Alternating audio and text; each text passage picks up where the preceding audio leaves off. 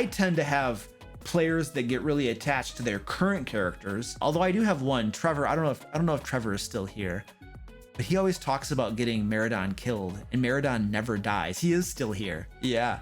You always talk about Meridon dying, and then he never dies. He's unkillable almost.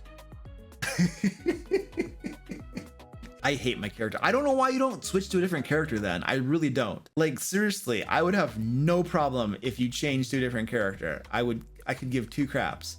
I just want you to have fun. Oh, they need you for the damage. That's true. Yeah, that's true. I would also consider that perhaps your dungeon master knows that there is a PC in the group that does tons of damage, and thus there is some adjustments that take place to account for the high damage output. So I think that is something worth considering. David Poindexter says, scaling to adjust for party output? Never heard of it. I know, it's like, that's like the dirty dungeon master secret, right? Like, at some point as a dungeon master, you learn that if you don't do that, the game could be deeply unsatisfying for the players. Like, our job is to deliver a fun game experience, right? But not every character is created equally. Not every adventuring group is created equally. I can't just take Curse of Strahd or another module, or even my own way of designing adventures, and just apply them blindly to any adventuring group. There needs to be a level of customization and changing things so that it better fits the group. So if I have a group that has crazy damage output, you better believe I'm thinking about that when I design my adventures, when I design my encounters. I have to. It's incumbent upon me to do so. If I don't, I'm probably going to have an unsatisfying game experience, because players don't just want to some players do, but not all of them. My players usually don't just want to like crush everything with ease and not be challenged. Like, there is a very much a fun factor in being challenged in a game. Being challenged is good. When you win and you fought hard for it, it feels way better than if it's just handed to you.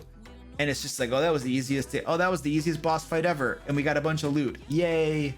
But when it's a hard fight and you really win, then you feel like you actually won, as opposed to just like, oh, it was handed to us. So yeah, adjusting things and scaling things and changing things based upon the current party composition, like that, you have to do that if you want to really deliver a fun game experience. Now, it's definitely an art. It's not a science. There's no tried and true way to go about it. It's just your gut feeling, and you're doing the best you can, and you're just using your brain as a dungeon master and your experience to do it. But you kind of have to. That's, as you go along, especially when you get to the higher levels, you have to consider that even more, because everything falls apart at the higher levels, and then you have to use your experience and your gut a lot more. And you don't always get it right. Sometimes you screw it up. Sometimes you do it really poorly. Other times you get it really good, and you're like, yes, that was perfect. But not always. You just do the best you can. But yeah, that's definitely a thing that you kind of need to do. And don't forget, if you're a busy game master looking to reduce your prep time with 5th edition or Pathfinder 2 adventures, traps, puzzles, monsters, and other resources, consider becoming a DM Lair patron. Each month, you'll get a new issue of Lair magazine filled with GM resources to help you run amazing games. And DM Lair patrons even get to play games with me. Click on the screen right here to become a patron, or right up here to watch another fine DM Lair video. And until next time, happy game mastering.